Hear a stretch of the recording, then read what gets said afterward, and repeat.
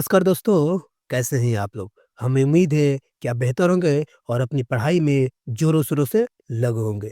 तो सबसे पहले स्वागत है हमारे इस नए वीडियो में। तो दोस्त आज की इस वीडियो में हम बात करेंगे बिहार स्पेशल यानी कि टॉप 2000 जो प्रश्नों का हम संग्रह कंप्लीट करवा रहे हैं, उसी सीरीज का आज का जो वीडियो नंबर है, वो पार्ट 20 है। ठीक है ना? और जिस तरीके से आप लोगों ने इस चैनल को और इस सीरीज को प्यार दिया है, उसके लिए आपको तहे दिल से शुक्रिया, ठीक है ना? और मैं आपको यकीन के साथ विश्वास दिलाता हूँ कि बिहार के आप किसी भी एग्ज़ाम की तैयारी करते हो, वो बीपीएससी हो या फिर बिहार एसआई हो या फिर बिहार एसएससी हो, बिहार पुलिस हो या फिर बिहार से कोई भी एग्ज़ाम की तैयारी करते हो, आप इस सीरीज़ को कंप्लीट कर लीजिए, उसके बाद आप एग्ज़ाम में बैठिए। मैं आपको यकीन के साथ बताता हूँ कि आपका एक भी क्वेश्चन नहीं छूटेगा, ठीक है ना? बस करना क्या है, इस सीरीज़ को ना वीडियो को एंड तक देखना है, एंड तक देखना है, ठीक है ना? जो भी नए व्यूअर्स हैं, अगर इस सीरीज़ को नहीं देखे तो आप हमारे चैनल पे जाइए, पूरा प्लेलिस्ट बनाया गया है, आप आराम से सारा का सारा video A to Z complete कीजिए, ठीक है ना? तो चलिए हम बिना समय गवाए आज का यानी कि पार्ट 20 नंबर वीडियो शुरू करते हैं, ठीक है ना? तो चलिए हम आज का पार्ट 20 का पहला सवाल देखते हैं और पहला सवाल क्या है, उसके बारे में जान लेते हैं। तो देखिए पहला सवाल है यानी कि 191 नंबर, ध्यान से देखिएगा, ठीक है ना? 191 ये जो है प्रश्न जो है, ये पीपीएससी में पूछा हुआ सवाल है, बीपीएससी में पूछा हुआ सवाल है, ठीक है ना? तो ध्यान से देखिएगा, बोल रहा है 191 कि पटना अंतर्राष्ट्रीय हवाई अड्डा, ठीक है ना? पटना अंतर्राष्ट्रीय हवाई अड्डा निम्नलिखित में से सीधा किससे जुड़ा हुआ है? ठीक है ना? ऑप्शन नंबर ए काठमांडू, नई दिल्ली, कोलकाता, मुंबई, लखनऊ से जुड़ा हुआ है या फिर option number B Bengaluru, Hyderabad से या फिर option number C Islamabad, Dhaka, Bengaluru से या फिर option number D Washington, Dhaka एवं चेन्नई से। तो बताइए इसका सही आंसर क्या हो जाएगा? ठीक है ना? ये क्वेश्चन आपको पूछने की संभावना भी है और ये पूछा हुआ ही सवाल है, ठीक है ना? आपको बिल्कुल ही आपको कंप्लीट करवाया जाएगा, वो भी पूछा हुआ इम्पोर्टेंट सारा क्वेश्चन कंप्लीट करवाया। तो बताइए इसका सही आंसर क्या हो जाएगा? ठीक है ना?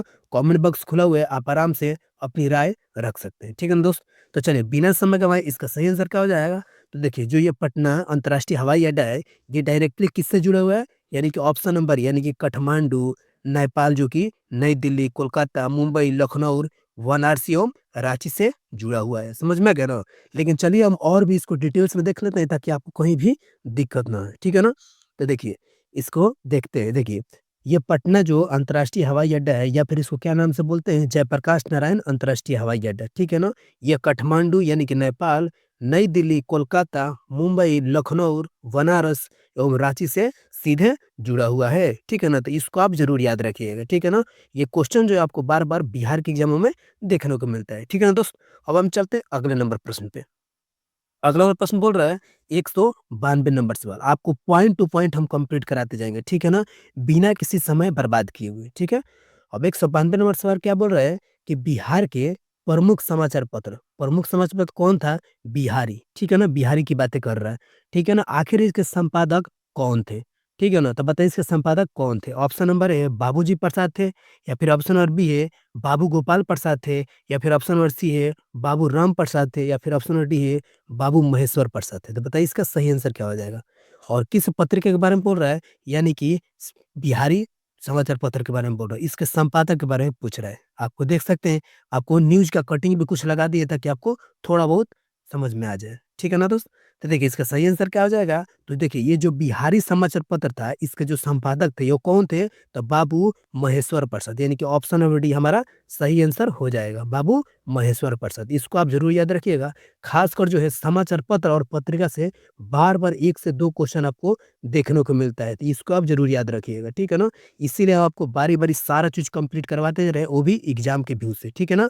चलिए हम इसका सॉल्यूशन भी देख लेते हैं ताकि आपको दिक्कत ना होए। देखिए, इसका सॉल्यूशन क्या बोल रहा है? ये देखिए, बोल रहा है कि बिहार के प्रमुख समाचार पत्र बिहारी, ठीक है ना? बिहारी के संपादक जो कौन थे? बाबू महेश्वर प्रसाद थे, ठीक है ना? जिसका प्रकाशन कब हुआ था? तो 1875 में हुआ था और किसने किया था? तो गुरु प्रसाद सेन के द्वारा किया गया था। याद रखिए किसके द्वारा किया गया था?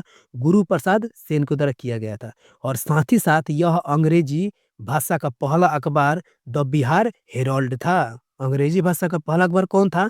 The Bihar Harold. ये तो बहुत बार पूछा हुआ है बिहार के एग्जामों में, तो इसको आप जरूर याद रखिएगा। अब देख सकते हैं दोस्त, आपको हम कंप्लीट करवाते हैं जितना भी क्वेश्चन, लेकिन आप समझ सकते हैं अगर हम 10 क्वेश्चन कंप्लीट करवाते हैं डेली, तो समझिए कि सॉल्यूशन के माध्यम से आपको 10 क्वेश्चन नहीं बल्कि 50 क्वेश्चन प्लस कंप्लीट हो जाता है। क्यों? क्योंकि देखिए आपको हम बिहारी के संपादक जो थे बाबू महेश्वर प्रसाद, एक क्वेश्चन हो गया, दूसरा 1875 में ही वो जारी किया गया था, और वो भी कौन थे? तो गुरु प्रसाद सिंह को द्वारा किया गया था। 2 क्वेश्चन हो गया, 3 क्वेश्चन हो गया, और साथ ही साथ अंग्रेजी की भाषा का पहला अखबार कौन था? द बिहार हेरोल्ड था। अब एक ही क्वेश्चन में आपको 4 क्वेश्चन देखने को मिल गया ना? अब इसी तरीके से समझिए कि हम जितने भी क्वेश्चन करवाते हैं, जो विद्यार्थी अगर एंड तक सॉल्यूशन नहीं देखते, उनको तो बहुत सारे क्वेश्चन गड़बड़ा जाते हैं। तो आपको सॉल्यूशन भी देखना है और सारा का सारा ए टू जेड कंप्लीट करते हुए आगे बढ़ना है। ठीक है ना दोस्त? अब हम चलते हैं अगले नंबर प्रश्न पे। ध्यान से देखते हुए चलिएगा, ठीक है ना? क्योंकि सॉल्यूशन देखने के बाद आपको सारा चीज़ क्लियर हो जाता है और कहीं भी दिक्कत नहीं होता है, ठीक है? अब देखिए 113 नंबर सवाल बोल रहा है कि राजकुमार शुक्ल किस गाँव के निवासी थे? ठीक है ना? राजकुमार जो शुक्ल थे, देखिए फ़ोटो भी लगा दिए।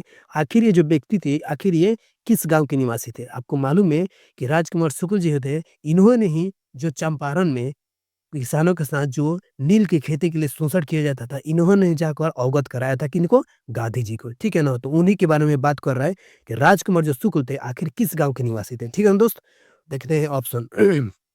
ऑप्शन नंबर ए है मुरली भरावा के थे, या फिर ऑप्शन नंबर बी है मुरली भीत के थे, या फिर ऑप्शन नंबर सी है मुरली धीर के थे, या फिर ऑप्शन नंबर डी है मुरली खेर के थे। अब बताइए इसका सही आंसर क्या हो जाएगा, ठीक है ना? ये क्वेश्चन जो है आपको पी बाई क्यू है, यानी कि पूछा हुआ सवाल है, इसीलिए हम आपको सोचे कि कंप्लीट करवा ही देते हैं, ठीक है ना? और कमेंट बॉक्स खुला हुआ है, आप बताते जाइएगा कि आपने कितने सवालों को सही आंसर किया है, ठीक है? तो देखिए इसका सही आंसर क्या हो जाएगा कि ऑप्शन नंबर ए, यानी कि मुरली भरावा के थे। राजकुमार जो शुक्ल थे वो किस गाँव के निवासी थे? तो मुरली भरावा के थे। अब मुरली भरावा कहाँ है? तो ये चंपारण में ही है। कहाँ है?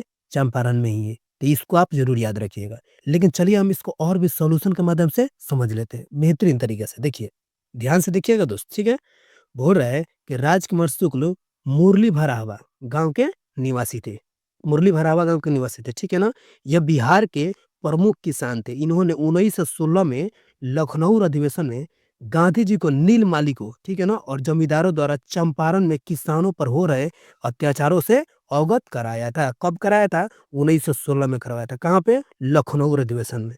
तो इसको आप जरूर याद रखिएगा दोस्त, ठीक है ना? ऐसे क्वेश्चन ना हमेशा एग्जामों में पूछे जाते हैं, खासकर बिहार के एग्जामों में, ठीक है ना दोस्त? अब हम चलते हैं अगले नंबर प्रश्न पे। आपका बिल्कुल समय नहीं गंवाया जाएगा, बिल्कुल पॉइंट टू पॉइंट हम कंप्लीट करवाते जाएंगे, ठीक है ना? देखिए दोस्त, एक दिन हमारा बिहार स्पेशल का वीडियो आता है और उसके अगले दिन जीके 25 का आता है, जीके 25 का आता है। ये दोनों वीडियो आप बिल्कुल करना ना भूलें। जीके जो 25 क्वेश्चन कंप्लीट कराते हैं वो काफ़ी ज़्यादा वीवीआई होता है, वीवीआई, ठीक है ना? और बिल्कुल हम आपको समझा कर बताते हैं। अगर ये दोनों आप वीडियो कंप्लीट कर लेते हैं, ये तो आपको बिहार स्पेशल का जो सीरीज़ ये तो आपको छोड़ना ही नहीं है, ठीक है ना? और डेली आपको शाम को आ जाता है 7 से 8 के बीच में हमारा वीडियो, तो उसको आप ज़रूर करना ना भूलें, ठीक है ना दोस्त? अब हम चलते हैं 194 नंबर सवाल देखते हैं। देखिए 194 नंबर सवाल क्या बोल रहा है कि श्री निवार चंद्र दासगुप्त थे, ठीक है ना? श्री निवार चंद जो दासगुप्त थे, आखिर ये कहाँ से थे, ठीक है ना? ऑप्शन नंबर है पटना से थे, या फिर ऑप्शन नंबर बी है पुरुलिया से थे, या फिर ऑप्शन नंबर सी है हाजीपुर से थे, या फिर ऑप्शन नंबर डी है मणिपुर से थे। अब बताइए इसका सही आंसर क्या हो जाएगा, ठीक है ना? क्वेश्चन काफ़ी इंपॉर्टेंट है, इसीलिए आपके लिए लगा दिए हैं, ठीक है ना? तो देखिए इसका सही आंसर क्या हो जाएगा? ऑप्शन नंबर बी, यानी कि पुरुलिया से थे। देखिए ये जो जो निवार चंद्र गुप्त जो थे ना, यानी दासगुप्त, ये कहाँ के थे? पुरुलिया थे। पुरुलिया कहाँ है? तो ये जो है बंगाल में है। कहाँ है? तो ये जो है आपको बंगाल में, तो इसको आप ज़रूर याद रखिएगा, ठीक है ना? लेकिन चलिए इसको थोड़ा-सा और भी डिटेल्स में समझ लेते हैं, ठीक है ना? ताकि जानकारी हो जाए। तो देखिए देखिए, ये प्रमुख स्वतंत्रता सेनानी थे। कौन थे? ये श्री निवार चंद्र गाबदूस, ठीक है ना? ये कहाँ के थे? तो ये बंगाल के पुरुलिया से थे। इन्होंने शिल्पाश्रम की स्थापना की थी। किसकी स्थापना की थी? शिल्पाश्रम की स्थापना की थी। साथ ही इन्होंने असहयोग आंदोलन में भी अहम भूमिका निभाई थी। समझ सकते हैं ना? इन्होंने क्या चीज़ की भूमिका निभाई थी? असहयोग आंदोलन में भी अहम भूमिका निभाई थी। तो इसको आप ज़रूर याद रखिएगा, ठीक है ना? अब हम चलते हैं अगले नंबर प्रश्न पे, ठीक है? अगला जो प्रश्न है 195 नंबर सवाल है। ये तो क्वेश्चन आपको बार-बार हम कंप्लीट करवाए थे, इसको आप ज़रूर याद रखिएगा, ठीक है ना? क्वेश्चन घुमा-फिरा कर देगा, लेकिन जब आपको पूरा चीज़ कंप्लीट होगा, तो आप आराम से बता सकते हैं। अब बोल रहा है कि वीर कुँवर सिंह थे, ये राजा थे। कहाँ के राजा थे? ऑप्शन नंबर ए हरिमपुर के थे, या फिर ऑप्शन नंबर बी है धीरापुर के थे, या फिर ऑप्शन नंबर सी है जगदीशपुर के थे, या फिर ऑप्शन नंबर डी है रामपुर के थे। बताइए इसका सही आंसर क्या हो जाएगा? सो तो देखिए इसका सही आंसर क्या हो जाएगा? तो ऑप्शन नंबर सी यानी कि जगदीशपुर के थे, ठीक है ना? ऑप्शन नंबर सी यानी कि जगदीशपुर। जगदीशपुर कहाँ है? तो ये आरा में है, बिहार के आरा जिला में है। इसको आप ज़रूर याद रखिएगा, ठीक है ना? तो जो वीर कुँवर सिंह जो थे, ये कहाँ के थे? जगदीशपुर के थे। लेकिन चलिए इसको हम और भी डिटेल्स में देख लेते हैं, ताकि आपको कहीं भी दिक्कत ना आए। देखिए, ये जो वीर कुँवर सिंह थे, ये जगदीशपुर के राजा थे। इसको आप ज़रूर ध्यान से देखिए। कहाँ के थे? जगदीशपुर के राजा थे, जो कि 1857 की क्रांति से संबंधित है। ठीक है ना? इन्होंने बिहार के आरा से विद्रोह का नेतृत्व किया था। ठीक है ना? साथ ही साथ इन्होंने अंग्रेजी सत्ता को मात दी थी। कई युद्धों से कंपनियों की सेना को पराजित भी किया था। साथ ही साथ इन्होंने क्या हुआ था कि 26 अप्रैल 1858 को, ठीक है ना? देखिए 1857 की क्रांति में इन्होंने कहाँ से नेतृत्व किया था? तो आरा के विद्रोह से नेतृत्व किया था। लेकिन काफ़ी दुखद के साथ बोलना पड़ रहा है कि 26 अप्रैल 1858 को युद्ध में घायल होने के कारण इनकी मृत्यु हो गई थी। ठीक है ना? तो आप इसको मेनली याद रखिएगा कि वीर कुँवर सिंह से बहुत ज़्यादा घुमा-फिरा कर सवाल पूछते हैं। कहाँ के थे? कभी आरा दे देता है, कभी जगदीशपुर दे देता है, ठीक है ना? कभी बक्सर वाला एरिया दे देता है, तो इसको आप ज़रूर याद रखिएगा। ठीक है ना? अब आज चलते हैं अगले नंबर प्रश्न पे। तो देखिए अगला नंबर प्रश्न क्या है? ध्यान से देखिएगा। यानी कि 196 नंबर सवाल है। बोल रहा है कि लॉर्ड सिन्हा ने 1921 में कहाँ के गवर्नर पद से त्यागपत्र दिया था? लॉर्ड सिन्हा की बात कर रहा है। कब कर रहा है? 1921 में कहाँ के गवर्नर पद से त्यागपत्र दिया था? ठीक है ना? Option number A Bihar, Orissa से, या फिर ऑप्शन नंबर बी है बंगाल से, या फिर ऑप्शन नंबर सी है पंजाब से, या फिर ऑप्शन नंबर डी है मद्रास से। तो बताइए इसका सही आंसर क्या हो जाएगा? क्वेश्चन काफ़ी ज़्यादा वीवीआई है, तो ऐसे क्वेश्चन को बिल्कुल छोड़कर नहीं आना है, ठीक है ना? ऐसे क्वेश्चन पूछा हुआ है और आगे पूछने की भी संभावना है, ठीक है ना? तो देखिए इसका सही आंसर क्या हो जाएगा? तो जो लॉर्ड सिन्हा थे, ये 1921 में बिहार और उड़ीसा से गवर्नर पद से त्यागपत्र दे दिए थे। सॉरी दोस्तों, थोड़ा-सा तबीयत ठीक नहीं है, ठीक है ना? लेकिन फिर भी हम आपके लिए क्लास कंटिन्यू रखेंगे, कहीं भी आपको दिक्कत नहीं होगा, ठीक है ना दोस्त? अब हम चलते हैं इसकी इसका सही आंसर क्या हो जाएगा? ऑप्शन नंबर यानी कि बिहार, उड़ीसा, ठीक है? चलिए हम इसका सॉल्यूशन भी देख लेते हैं। देखिए, लॉर्ड सत्येंद्र सिन्हा ने 1921 में बिहार, उड़ीसा के गवर्नर पद से त्यागपत्र दिया था, ठीक है ना? यह 1919 के भारत सरकार अधिनियम के अंतर्गत 1920 में बिहार, उड़ीसा के प्रथम भारतीय गवर्नर बने थे, ठीक है ना? तो इसको आप ज़रूर याद रखिएगा, ठीक है ना दोस्त? हमें पूरा उम्मीद है कि आपको सारा क्वेश्चन समझ में आता होगा, ठीक है ना? अब हम चलते हैं अगले नंबर प्रश्न पे, यानी कि 197 नंबर सवाल पे, ठीक है ना? देखिए, जितने भी हम सवाल कंप्लीट करवा रहे हैं दोस्त, आपके लिए काफ़ी ज़्यादा वीवीआई कंप्लीट करवा रहे हैं, ठीक है ना? और क्यों? क्योंकि देखिए हम बहुत सारे इंपॉर्टेंट क्वेश्चन तो लेकर ही आते हैं, साथ ही साथ पीवाईक्यू इसमें सारा क्वेश्चन कंप्लीट रहता है, ठीक है ना? तो जो भी नए व्यूअर्स हैं, उनसे रिक्वेस्ट है कि चैनल को ना दिल से सब्सक्राइब कर लीजिए, ठीक है ना? और हाँ, वीडियो को तो लाइक करके बिल्कुल ही जाना है, इसमें तो कहना ही नहीं है, ठीक है ना? अब हम देखते हैं 197 नंबर सवाल। बोल रहा है कि किसके प्रयत्नों से बिहार प्रांतीय कांग्रेस का दूसरा अधिवेशन हुआ था? ठीक है ना? दूसरा अधिवेशन की बातें कर रहा है। तो ऐसे प्रश्न को ध्यान से कीजिएगा, ठीक है ना? अब देखते हैं option number A GK Gokhale, या फिर ऑप्शन नंबर बी है दीप नारायण सिंह, या फिर ऑप्शन नंबर सी है श्री कृष्णा सिंह, या फिर ऑप्शन नंबर डी है सुरेंद्र नाथ बनर्जी। अब बताइए इसका सही आंसर क्या है? ठीक है ना? बोल रहे हैं कि बिहार प्रांतीय का दूसरा अधिवेशन किसने करवाया था? ठीक है ना? तो ऑप्शन नंबर बी हमारा हो जाएगा दीप नारायण सिंह, यानी कि ऑप्शन नंबर बी हमारा सही आंसर हो जाएगा, दीप नारायण सिंह, ठीक है ना? देखिए जो भी विद्यार्थी ना कमेंट सेक्शन में अपनी राय ज़रूर देते रहिए कि आपने कितना आंसर सही किया और कितना सारा आपने कंप्लीट किया है, ठीक है ना? तो इसका सही आंसर क्या हो जाएगा? ऑप्शन नंबर बी यानी कि श्री दीप नारायण सिंह। देखिए चलिए इसको हम डिटेल्स में देख लेते हैं, ताकि आपको कहीं भी दिक्कत ना आए। देखिए बोल रहा है कि प्रमुख सक्रिय नेता कौन थे? स्वतंत्रता सेनानी थे। कौन थे? श्री दीप नारायण सिंह के प्रयत्नों से बिहार के प्रांतीय कांग्रेस का दूसरा अधिवेशन हुआ था। किसके द्वारा? तो दीप नारायण सिंह के प्रयत्नों से बिहार में प्रांतीय कांग्रेस का दूसरा अधिवेशन हुआ था, और यह स्वतंत्र भारत में बिहार राज्य की विधानसभा के प्रथम अध्यक्ष भी थे। और 1908 में बिहार प्रांतीय कांग्रेस की पहली बैठक अली इमाम की अध्यक्षता में पटना में हुआ था। किसकी अध्यक्षता में? तो अली इमाम की अध्यक्षता में पटना में हुआ था। अब देख सकते हैं एक क्वेश्चन के साथ-साथ आपको 4 क्वेश्चन कंप्लीट करवा दिए हम। ठीक है ना? तो जब तक आप हिंदी वाला सॉल्यूशन और ये डिटेल्स में नहीं देखिएगा, तब तक आपको बहुत सारा क्वेश्चन घबरा जाएगा। तो डिटेल्स वाला चीज़ जो सॉल्यूशन हम करवाते हैं, इसको आप ज़रूर करते रहिएगा। ठीक है ना दोस्त? अब हम चलते हैं अगले नंबर प्रश्न पे। अगला नंबर प्रश्न बोल रहा है 198 नंबर सवाल बोल रहा है कि बिहार सरकार के द्वारा कर्मचारियों के वेतन एवं पेंशन पर अपने समस्त संसाधनों पर कितना प्रतिशत व्यय किया जाता है? ठीक है ना? और ऑप्शन नंबर ए है 40% या फिर ऑप्शन नंबर बी है 50% या फिर ऑप्शन नंबर सी है 60% या फिर ऑप्शन नंबर डी है 46%। बताइए इसका सही आंसर क्या हो जाएगा? यानी बोल रहे हैं कि बिहार सरकार का जो बजट होता है, अपने कर्मचारियों पर और रिटायरमेंट जो भी कर्मचारी है, उस पे कितना रुपया खर्च किया जाता है। तो याद रखिएगा कि 46% आप सोच सकते हैं कि पूरे के पूरे बजट का 46% सिर्फ़ कर्मचारियों पे खर्च किया जाता है। जो कर्मचारी अभी वर्तमान में हैं प्लस पॉइंट जो कर्मचारी रिटायर हो गए हैं, उनको पेंशन के रूप में सारी चीज़ें दी जाती है। तो कितना हो जाएगा? ऑप्शन नंबर डी यानी कि 46%। ठीक है ना? तो इसको आप ज़रूर याद रखिएगा। Option number D 46%। ठीक है ना? इतना खर्च किया जाता है। चलिए हम इसको और भी डिटेल्स में देख लेते हैं। देखिए, बिहार सरकार अपने कुल संसाधनों का 46% कर्मचारियों के वेतन और पेंशन पर खर्च करती है, जिसमें से कुल राजस्व प्राप्ति का 32% सिर्फ कर्मचारियों के वेतन पर और 14% सेवानिवृत्त कर्मचारी यानी कि पेंशन भुगतान पर खर्च होता है, यानी कि रिटायरमेंट कर्मचारियों की बातें कर रहे हैं। ठीक है ना? तो मैंने लिए आपको याद रखना है, यानी कि 46% पूरा कंप्लीट खर्च किया जाता है। ठीक है ना? अब हम चलते हैं अगले नंबर प्रश्न पे। हमें पूरा उम्मीद है कि आपको सारा क्वेश्चन समझ में आता होगा, ठीक है ना? आज थोड़ी-सी तबीयत खराब है इसीलिए हम ज़्यादा आपको समझा नहीं पा रहे हैं, ठीक है ना? लेकिन जितना ही समझा पा रहे हैं, आपके एग्ज़ाम को देखते हुए हम हर एक वीडियो कोशिश करते हैं कि जल्द से जल्द लेकर आएँ, ठीक है ना? थोड़ी-सी तबीयत ऊपर-नीचे हो जाने की वजह से हम माफ़ी चाहते हैं, ठीक है ना? लेकिन वीडियो आप पूरा देख के जाइएगा, ठीक है ना? तब देखते हैं हम 199 नंबर सवाल, बोल रहा है कि विश्व का सबसे ऊँचा कहा जाने वाला विश्व शांति स्तूप आखिर बिहार में कहाँ पर है? ठीक है ना? यानी कि विश्व का सबसे ऊँचा कहा जाने वाला विश्व शांति स्तूप कहाँ पर है? ठीक है ना? ऑप्शन नंबर है वैशाली में या फिर ऑप्शन नंबर बी है नालंदा में या फिर ऑप्शन नंबर सी है राजगीर में या फिर ऑप्शन नंबर डी है पटना। बताइए इसका सही आंसर क्या हो जाएगा?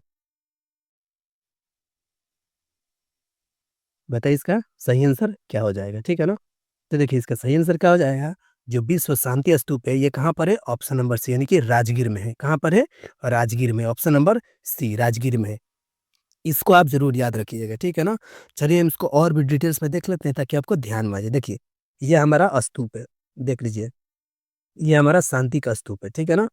शांति स्तूप देखिए, विश्व शांति स्तूप बिहार के राजगीर में 400 मीटर ऊँचा रत्नागिरी पहाड़ी पर स्थित है। इसे शांति पैगोडा के नाम से भी जाना जाता है। किस नाम से जाता है?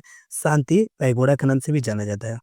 इस स्तूप की आधारशिला वर्ष 1965 में राष्ट्रपति एस राधाकृष्णन ने रखी थी।